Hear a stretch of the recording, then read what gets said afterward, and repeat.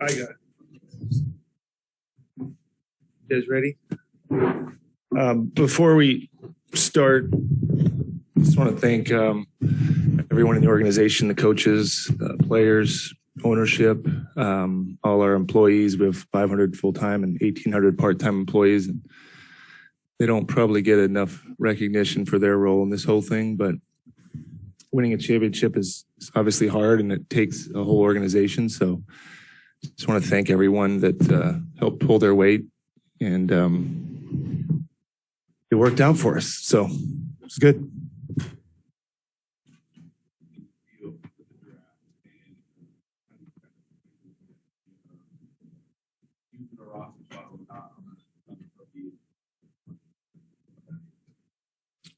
Ready? I guess high-class problem. We've done this 5 times.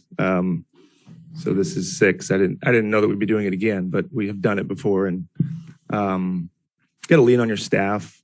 You know, lean on the people that have been doing it the whole year. I don't think the money is going to be a factor as far as whether we trade out or keep the pick. It'll be if it makes sense.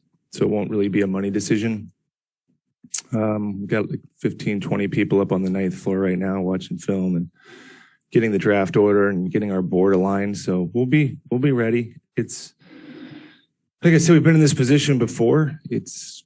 But you get a guy like Poole, it shows you how valuable it is to get it right. We don't get it right every time. We've had some guys that haven't worked out. So yeah. And then free agency is like 10 minutes after that. So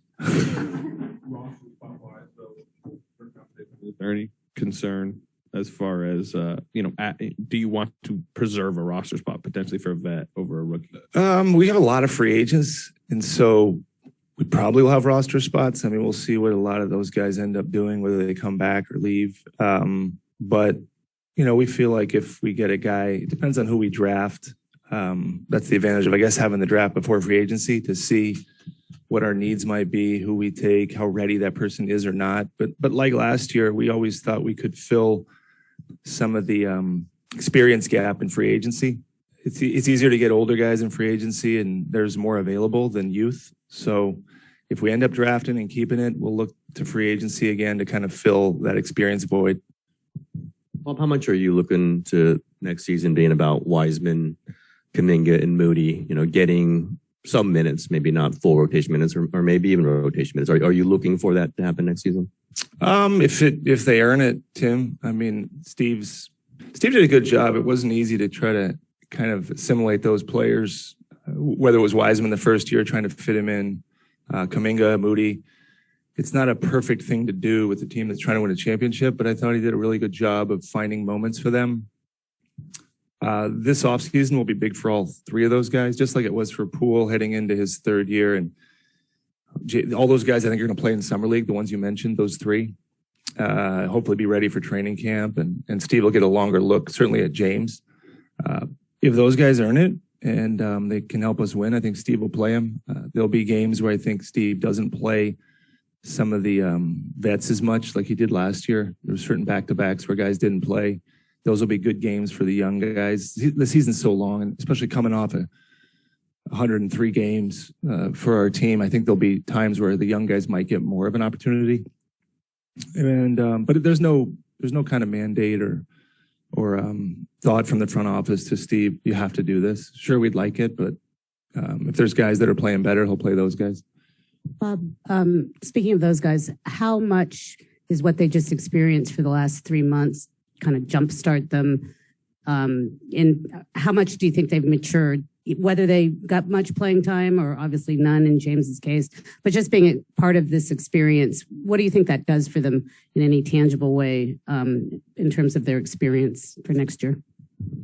Well, there's the on-court experience, which it seems like a long time ago, but Moody played in pretty meaningful minutes. Kuminga started some games. So that's valuable to play in the playoffs as a 19-year-old. And then there's the time in the finals where they didn't play, but by being around it, I saw both of them after we won it and after the parade, and they were kind of in shock as how much fun it was. And I think when a player experiences it for the first time, the natural response is, I want to do this again. But for a 19-year-old, I'm not sure they can understand how hard it is to do. It's not something you can tell them because they just won a championship in their first year. A guy like Otto Porter or Bielitsa that have been around can maybe appreciate how hard it is more because they've been in the league a long time. But the experience is invaluable. It really is, just to see how hard it is, how long it is, what it takes, the focus. But it'll be up to them as to how that resonates. It's different for everybody. The good news is they got to see it and experience it. So the hope would be when they're back, if they're back, that they have a sense of what it takes. And I think they will. And it's not just being there. It's also watching these group of veterans that have done it a few times already and how they kind of move through it. So that's the advantage of having kind of the stewardship of those three guys that have done it now 4 times. That was really odd. A lot of the free agents that we talked to a few days ago, Kevon, Gary Payton, they all made it clear that they would like to stay here if possible. And a lot of them talked about just the culture here, the family aspect, how well this organization treats them. Can you use that as maybe like leverage in negotiations? And how much do you value some of those players and like wanting to bring them back to run it back, I guess? Well, I think we'll win it. I think that language is great to hear. Maybe it means we win a tie, but if we're not close, players usually go what's best for them, which we have no issue with. We'll try on all those guys. All these guys were great.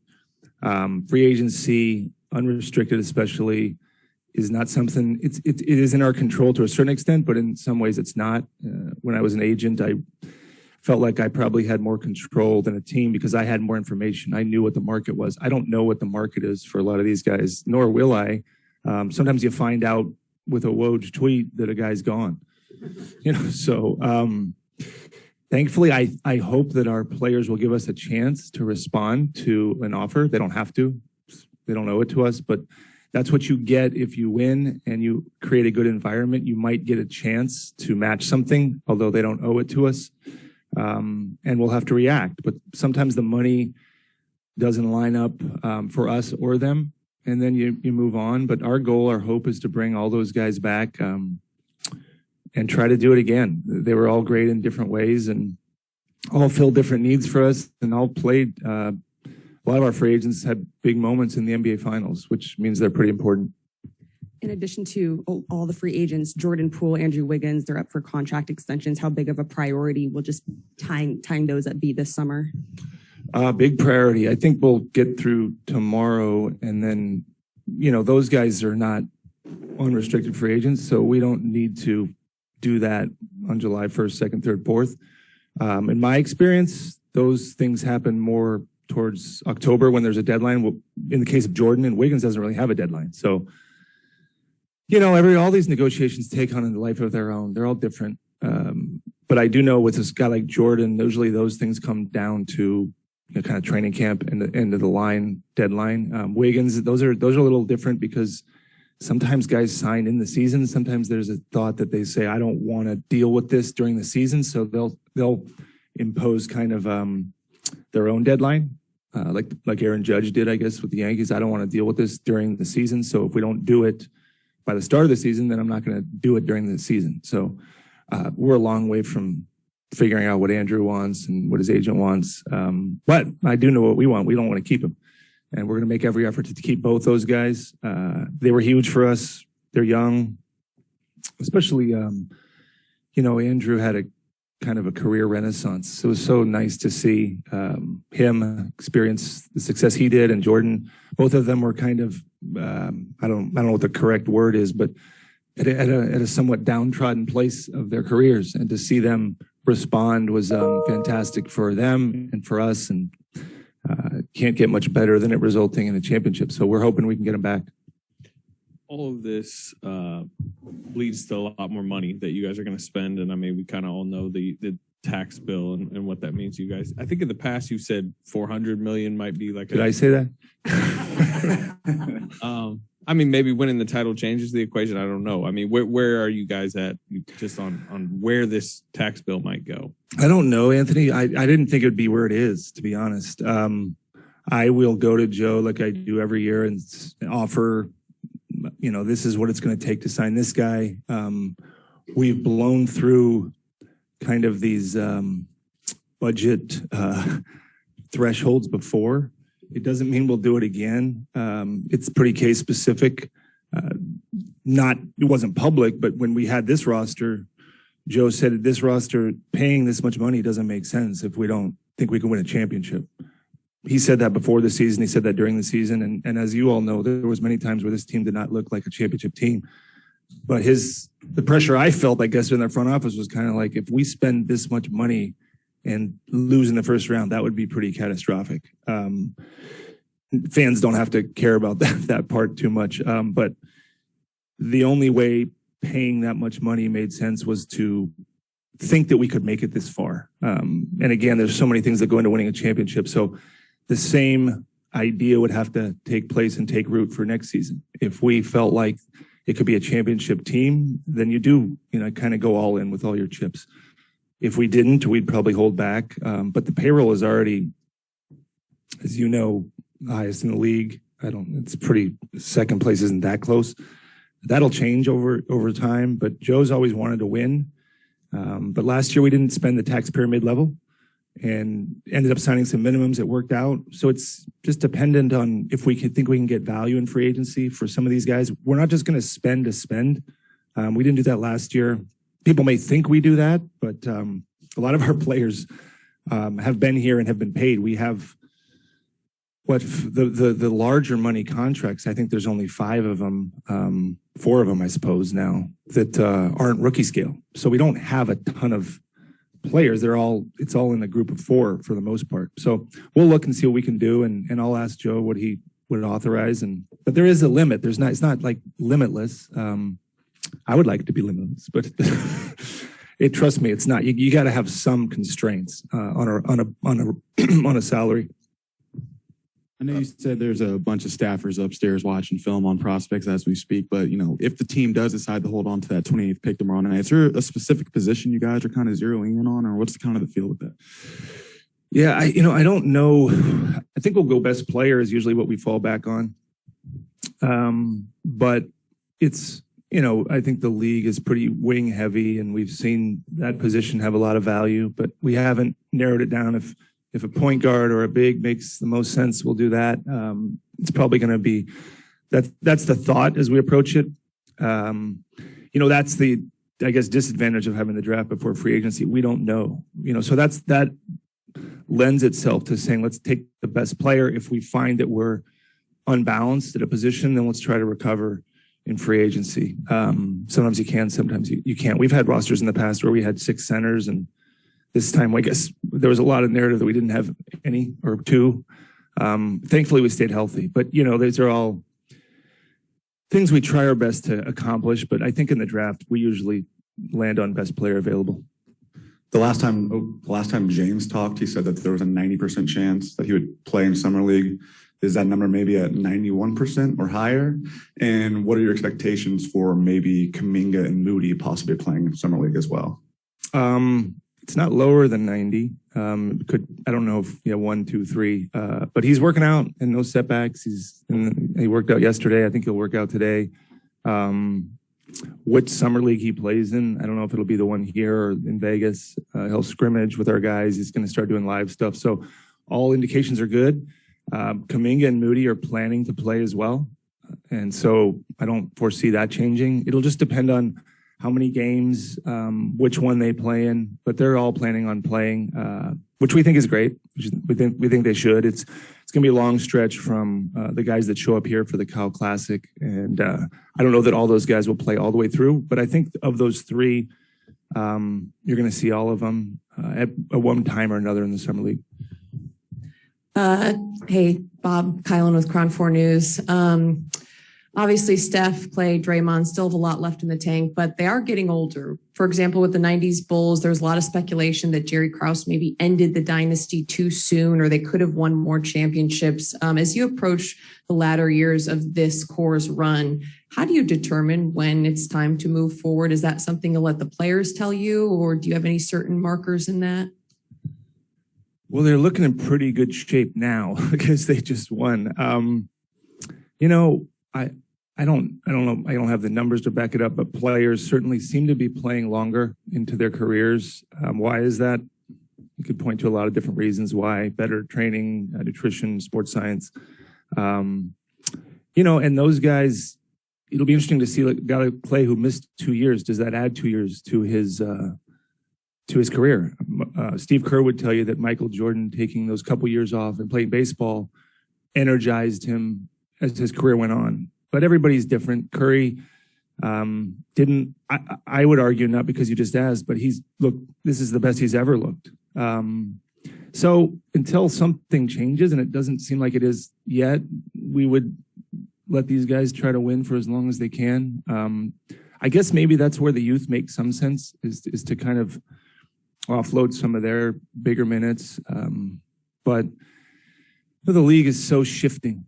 But they've been great, and they've, with those three in a playoff series, they've been really hard to beat. So hopefully we can keep it going. Bob, I've heard a lot of personnel people say that obviously at the top of the draft you're looking for stars in the lottery. As you get to the late first round and into the second, though, you seem to hear that you're looking for a guy that has at least one identifiable skill. And I'm just wondering, the one skill philosophy, is that something that you adhere to, or is that something that, do you just go, nope, best player? Well, you'd like to be able to identify maybe one, maybe two things that you think translate to the NBA level. If you can't find one, that's usually not great. Sometimes it's athleticism, so it's not I guess you could call that a skill. Sometimes it's size, sometimes it's shooting, sometimes it's passing. As you mentioned, as you go further down in the draft, it may just be one thing. When you're drafting high up, you'd like it to be 4 or 5 things. But if we can get a guy at 28 that is great at one thing, then you've got something. With Jordan, we drafted there, it was kind of like we liked the ability to maybe create a shot, which is kind of one thing, but it encompasses other things. We liked his passing a little bit. With Looney, ironically, we didn't draft him to be a 5. I mean, we loved his rebounding, but we envisioned him more as like a 4. Some people called him a 3, and he morphed into a 5. Even Draymond, I guess you could argue what was his one skill, and I might say winning. It was his skill, which still is his skill. So, yeah, you'd like to be able to envision something that translates to the NBA, but sometimes we haven't been able to do that. We've thought we had something with a guy, and not just us, but you find out you were wrong. So you try to get better and learn from your mistakes. Bob asked Steve this one. Is there a moment that you can, a few days removed, that you can realize, okay, this one I'm going to remember from this playoff run. This is something that just hits you immediately. Like this is like a moment that will always be memorable in your mind. You mean as the run was going on? This was an interesting one. I don't know how to characterize this one, because the first one was it's kind of like a fantasy deal, 14, 15, because we hadn't won in so long, and we hadn't really been even one of the contending teams. And then the other ones with Kevin felt the pressure, like we have to win. Our team is better than the other teams. We have to win. This one was different in that it's a great story, to be honest. It's because of what happened after 19. It's a fascinating story. There's a lot of storylines. I think this one, kind of climbing out from pretty deep hole, there's a lot of gratification to that, but it doesn't diminish the other ones. But as far as what I will remember from it is seeing the guys, just watching the ones that had won it before with those 3 and Andre coming back even, and Looney, and then watching the people that had never won, and watching a guy like Wiggins get the acclamation that he got, watching Poole's ascendance. I think flying out to Boston, Draymond mentioned it. I had a really interesting conversation with those 3 guys. I will remember the kind of the off the court stuff, talking to Steve. Steve said to me at one point, he goes, do you think, I don't know if this is a championship team. This was before the playoffs. We know what a championship team is. I don't know if this is a championship team. So we were laughing about that. We said, well, what do we know? Yeah, it's kind of like, well, we had a pretty high bar, I guess, for what we were comparing it to. I don't know, Tim. I think as I've gone on in the job, I guess what this one might land is kind of like it's not. I wasn't as happy. I don't know if that's the right word, but more like job well done, a type feeling, like a hard work paying off, so to speak. Because this one culminated in 3 years. It wasn't just 1 year. It was like a 3-year attempt to win it again. So it wasn't just like we started the year and we were good last year and the year before. It was like a 3-year journey out of the ashes to get to the top, there's a lot of stories in there. You guys have a vacancy on your coaching staff. I guess 2-part question. First, just how big is it that Kenny Atkinson will be staying with this organization and taking on like a higher coaching position? And then secondly, have you guys started the coaching search? Is it external? Are you looking internal? What can you share there? Yeah, Kenny, he's a great coach. As long as we can keep him, he'll help us. He's hopefully we can continue to keep him, but I imagine he'll have a lot of opportunities to get another head coaching job. But Steve called me this morning. We just haven't had a lot of time to figure that part out yet. I know he's been thinking about it more than I have, which he should. It's his staff. But he has ideas on what he might do, but he hasn't formalized any of them. He's going to talk in 10 minutes. You can grill him on that one. But we've talked about it. We prefer internal because we've done that in the past with Santa Cruz, and we value that process. But last year we went external with Kenny, and Jama and Dejan. There's a lot of guys. So we'll see. I think he is probably thinking about a lot of those things right now. I know we will miss Mike Brown, and we would have really missed Kenny too. So we're glad he's back. But it's interesting. The coaching world changes too. So even just having Jama, in player development, does he stay there? Does he move? That's what we're trying to figure out. And that's what Steve's working on. Hey, Bob. Back here, Anthony Flores with NBC Bay Area. With the core coming back and so many young players hoping for more prominent roles next year, what is your expectation with anyone you select tomorrow in terms of being able to contribute to this organization, this team? It's hard. It's a hard lineup to crack because we have some older guys, and depends on who we sign in free agency.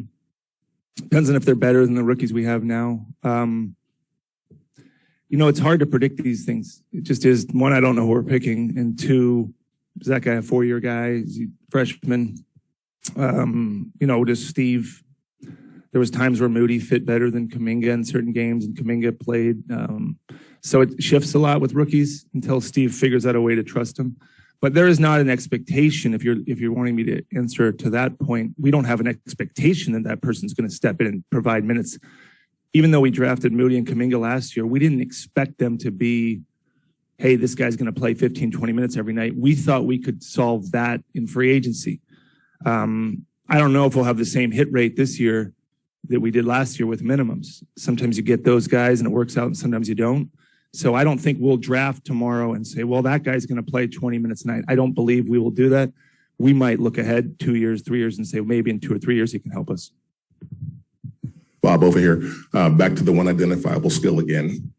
Gary Payton, too, came out of college with one identifiable skill, but it took him 6 years to finally get to the point where he was a rotation player in the league. And I'm wondering if you have any idea what took so long. I mean, did he change? Did the league change? A little bit of both? What got him to the point where he couldn't play in the league to being a rotation player on a championship team? I think Gary Monty suffered from a little bit of he was a little miscast. I think people saw him as a point guard, and that's really not what he is. Same thing maybe happened with a guy like Draymond, and although he didn't bounce around, some of these guys that are more positionless were penalized for that. And I think the league has shifted towards that being an asset instead of a liability. So once you take off that label of Gary and not try to look at him as a point guard, you start looking at all the things he can do instead of the things he couldn't. People would label him as a non-shooter, as not a guy that can run a team, but he does everything else. And everything else is a pretty big bucket. So sometimes it takes a while to figure that out. Sometimes you have to land in a spot that gives you a shot to show it. Even Livingston, who we signed Sean off a little bit of a similar situation. He was bouncing around the league, and then he had a couple good years in Brooklyn on a minimum. And we were the first team that signed him to a multi-year deal. I still don't exactly know what position Sean played for us. He did play some backup point guard, but he was in the game with Steph quite a bit, just like Gary was. If Gary was only a point guard, then with Steph playing 35, 36 minutes, Gary could only then play, 12, 14. That's not the case because Gary can play with Steph. The shooting of Steph, Clay, and the way Wiggins, Poole, Porter, a lot of these guys that can shoot allows for a guy like Gary to be on the floor. And he benefits them. They benefit him. He's a great finisher around the paint. Obviously, you talked about the defense. So sometimes it's just a circuitous path to success. It's not a linear thing. And Gary's a really good example of that. If somebody kind of stayed the course and ultimately got rewarded and was giving us big minutes in the finals. Bob over here. Yeah, you mentioned you're happy to have Kenny back. What did he bring to the coaching staff that maybe you didn't have in the past that's unique? Just a different way of looking at things. I mean, we had a pretty homogenous group, and they stayed together for quite some time. And new voices, someone that's been in multiple organizations. I mean, I've only ever worked here, so has Steve. The people we brought in have worked in other places. That's really valuable for people like us who have just seen what this looks like. So to bring in outside voices, whether it was Mike Brown, Kenny, Dejan, who coached in Europe, Jama, who comes from the Raptors. I mean, you can pick their brain on what they learned from other organizations, and we don't do everything perfectly. So it's always nice to find someone like Kenny, who was a head coach, but coached in many other places underneath some good coaches and approaches things differently. And I think we realized when we hired him last year, we needed some new voices, and Kenny is not reticent, so he will say what's on his mind, and we value that.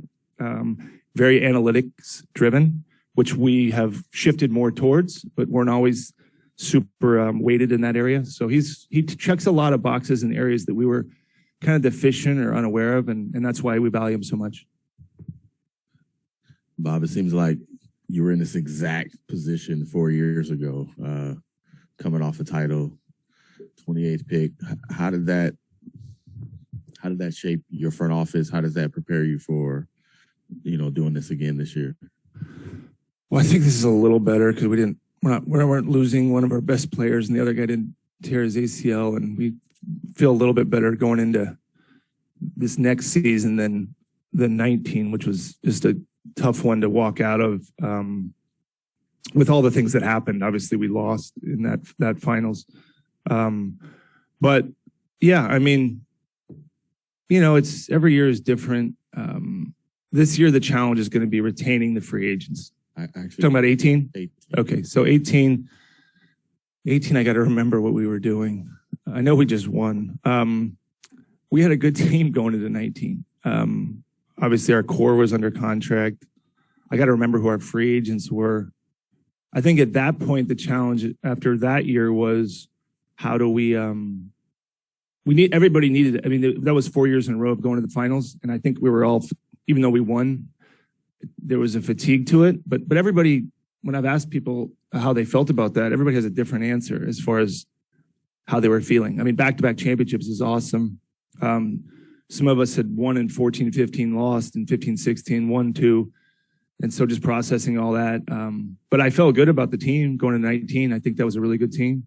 It just didn't work out. And I got to remember who came off that team. At that point, I think we were just signing minimums. I think we lost David West. I don't know if I forget who, Zaza maybe. And McCaw. But it wasn't, I mean, I think these players off this team now that are free agents are going to command maybe more interest than some of those guys did. So this is going to be tough for free agency, in my opinion. This is going to be, we're going to have to really work to retain some of these guys that gave us great minutes. Are you better positioned now to bring on rookies than say you were when it was Jacob Evans? Yeah, staffing wise, I think so. Yeah, we're better. If the question is player development, structure, organization, yeah, we're better. We're utilizing the G League better.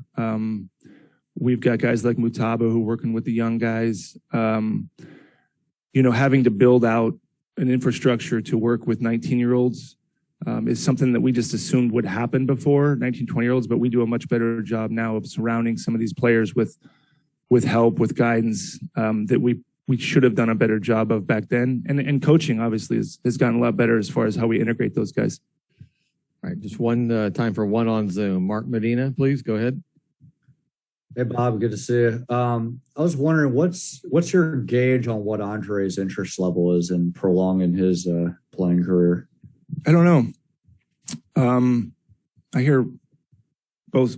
I hear he wants to play. I hear he doesn't want to play. I don't know if he knows, Mark. He was really good, and I know it's been written and said, but his value off the floor was pretty powerful. Not many people can command the respect of the other three guys that have won at the level they have, and Andre is one of the few people in the world that maybe Sean Livingston as well that they would look up to or even look evenly at. But I don't know, Mark, if Andre's done. He certainly didn't do the kind of Harley Davidson last year, I'm retiring after this year thing. He's got a lot going on outside of basketball, but I think he enjoyed the year. He's seen everything now. So whatever he decides, I'll trust that it'll have been thought out, but I don't know the answer to that. He'll probably send some cryptic tweet out. Great. Thanks, Bob. Thank you. Thanks, everybody. Coach down here in just a minute. All right. Thanks.